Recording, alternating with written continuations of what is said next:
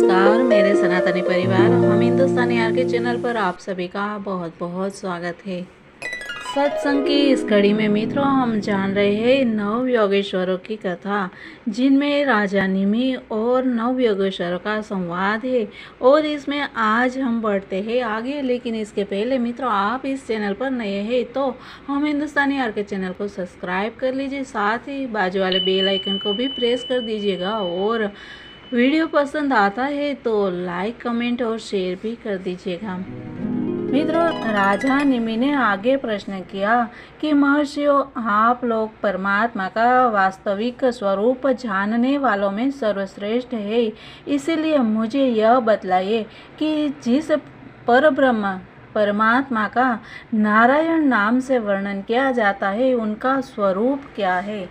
अब पांचवें योगेश्वर यानी कि पिपलायन जी उत्तर देते हैं कि राजन, जो इस संसार की उत्पत्ति स्थिति और प्रलय का निमित्त कारण और उपादान कारण दोनों ही है, बनने वाला भी है और बनाने वाला भी, परंतु स्वयं कारण रहित है, जो स्वप्न जागृत और सुषुप्ति अवस्थाओं में उनके साक्षी के रूप में विद्यमान रहता है और उनके अतिरिक्त समाधि में भी ज्यों का त्यों एक रस रहता है, जिसकी सत्ता से ही सत्तावान होकर शरीर, इंद्रिय, प्राण और अंतःकरण अपना अपना काम करने में समर्थ होते हैं।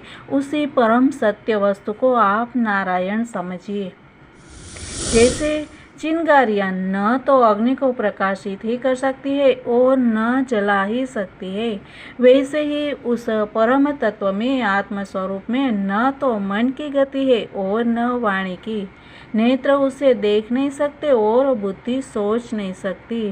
प्राण और इंद्रियां तो उसके पास तक नहीं फटक पाती। नीति नीति इत्यादि श्रुतियों के शब्द भी वह यह है, इस रूप में उसका वर्णन नहीं करते, बल्कि उसको बोध कराने वाले जितने भी साधन हैं उसका निषेध करके तात्पर्य रूप से अपना मूल निषेध का मूल लक्षित करा देते हैं। क्योंकि यदि निषेध के आधार की आत्मा की सत्ता न हो तो निषेध कौन कर रहा है, निषेध की वृत्ति किसमें है, इन प्रश्नों का कोई उत्तर ही न रहे, निषेध की ही सिद्धि न हो। जब सृष्टि नहीं थी तब केवल एक वही था। सृष्टि का निरूपण करने के लिए उसी को त्रिगुण यानी कि सत्व रज तम, इस त्रिगुण में प्रकृति कहकर वर्णन किया गया। फिर उसी को ज्ञान प्रदान होने से महत्त्व, क्रिया प्रदान होने से सूत्रात्मा और जीव की उपाधि होने से अहंकार के रूप में वर्णन किया गया। वास्तव में जितनी भी शक्तियाँ हैं, चाहे वे इंद्रिया के अधिष्ठाता देवताओं के रूप में हो, चाहे इंद्रिया के उनके विषयों के अथवा विषयों के प्रकाश के रूप में हो, सब का सब वह ब्रह्म ही है। क्योंकि ब्रह्म की शक्ति अनंत है। कहाँ तक कहूँ, जो कुछ दृश्य अदृश्य, कार्य कारण, सत्य और असत्य है, सब कुछ ब्रह्म है। उनमें परे जो कुछ है वह भी ब्रह्म ही है। वह ब्रह्म स्वरूप आत्मा न तो कभी जन्म लेता है और न मरता है, वह न तो बढ़ता है और न घटता है। जितने भी परिवर्तनशील पदार्थ है, चाहे वे क्रिया, संकल्प और उनके अभाव के रूप में ही क्यों न हो, सब की भूत, भविष्यत और वर्तमान सत्ता का वह साक्षी है। सब में है, देश, काल और वस्तु में अपरिच्छिन्न है, अविनाशी है। वह उपलब्धि करने वाला अथवा उपलब्धि का विषय नहीं है, केवल उपलब्धि स्वरूप ज्ञान स्वरूप है। जैसे प्राण तो एक ही रहता है, परंतु स्थान भेद से उसके अनेक नाम हो जाते हैं, वैसे ही ज्ञान एक होने पर भी इंद्रिया के सहयोग से उसमें अनेकता की कल्पना हो जाती है।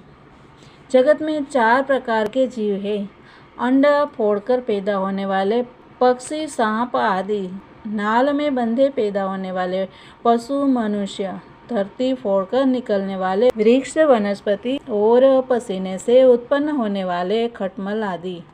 इन सभी जीव शरीरों में प्राण शक्ति जीव के पीछे लगी रहती है। शरीरों के भिन्न भिन्न होने पर भी प्राण एक ही रहता है।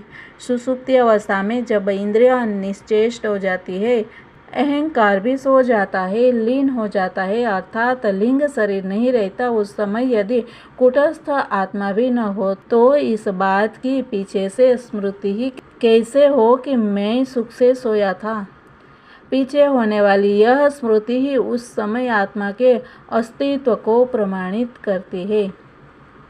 जब भगवान कमलनाभ के चरण कमलों को प्राप्त करने की इच्छा से तीव्र भक्ति की जाती है, तब वह भक्ति ही अग्नि की भांति गुण और कर्मों से उत्पन्न हुए चित्त के सारे मलों को जला डालती है।